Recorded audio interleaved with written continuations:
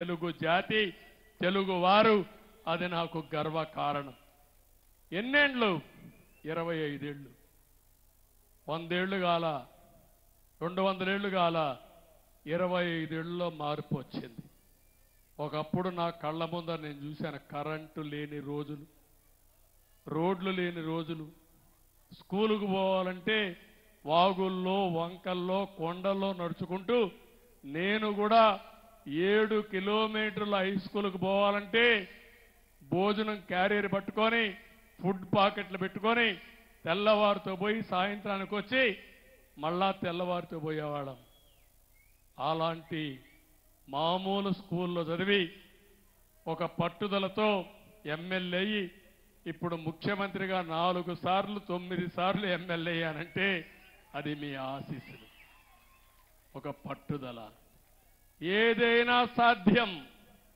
నేను ఎందుకు ఇవన్నీ చెప్తున్నానంటే చాలా మంది కనిపిస్తుంది సార్ ఇట్లే మాట్లాడుతూ ఉంటాడు, ఈయన ఎప్పుడు ఆకాశంలో నిచ్చినేస్తాడు, అది మా వల్ల అవుతుందా అని మీరు అనుకుంటానే ఉంటారు.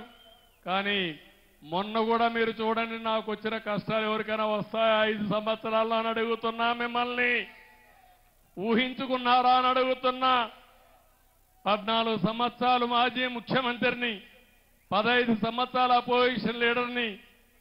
ఏ తప్పు చేయకపోయినా ఎన్ని ఇబ్బందులు వచ్చాయో చూశారా అని అడుగుతున్నా. ఎక్కడన్నా మనోసంకల్పం తగ్గిందా అని అడుగుతున్నా. మనోధైర్యం సడలిందా అని అడుగుతున్నా. దానికి కారణం నేను నమ్మిన విధానం. నేను తప్పు చెయ్యలేదు కాబట్టి ఎవ్వడికి నేను భయపడవలసిన అవసరం లేదనే ఉద్దేశంతో ముందుకెళ్ళా. కొన్నిసార్లు అయితే అవన్నీ ఇప్పుడు చెప్తే బాగుండదేమో కానీ నేను ఒకే మాట చెప్పాను.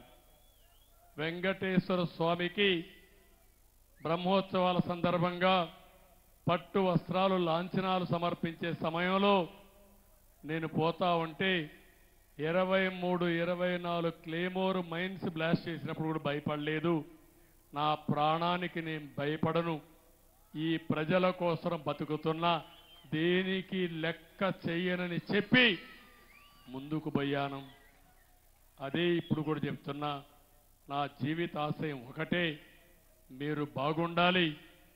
ఆంధ్రప్రదేశ్లో ఉండే ప్రజానీకం కష్టాలు లేకుండా ఆనందంగా ఉండి, పేదరికం లేకుండా సుఖంగా ఉండి, మీరు మీ కుటుంబ సభ్యులు ఆనందంగా ఉంటే అది చూసి ఆనందపడే వ్యక్తిని నేను.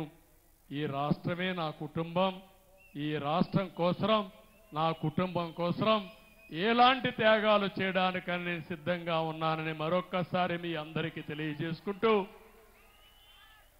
మళ్ళీ మా తమ్ముళ్ళను చూస్తున్నా అరచేతుల్లో ఆరతులిచ్చే పరిస్థితికి వచ్చారు. ఇవన్నీ కూడా స్ఫూర్తిదాయకంగా మీరు చేసే పనులు చూసిన తర్వాత నాకు అనిపిస్తుంది, నేను ఎంత కష్టపడినా, ఎన్ని జన్మలెత్తి మీకు సేవ చేసినా మీ రుణం తీర్చుకోలేను. కానీ ఒక నమ్మకం ఉంది, మళ్ళీ ఒక చరిత్ర తిరగ రాయడానికే ఈరోజు మీరందరూ ఎంపిక చేసుకున్నారు. ఆ చరిత్ర తిరగరాస్తా మీ మనస్సుల్లో శాశ్వతంగా స్థానం సంపాదించడానికి అనునిత్యం పనిచేస్తానని మరొకసారి మీ అందరికీ తెలియజేసుకుంటూ, మరొకసారి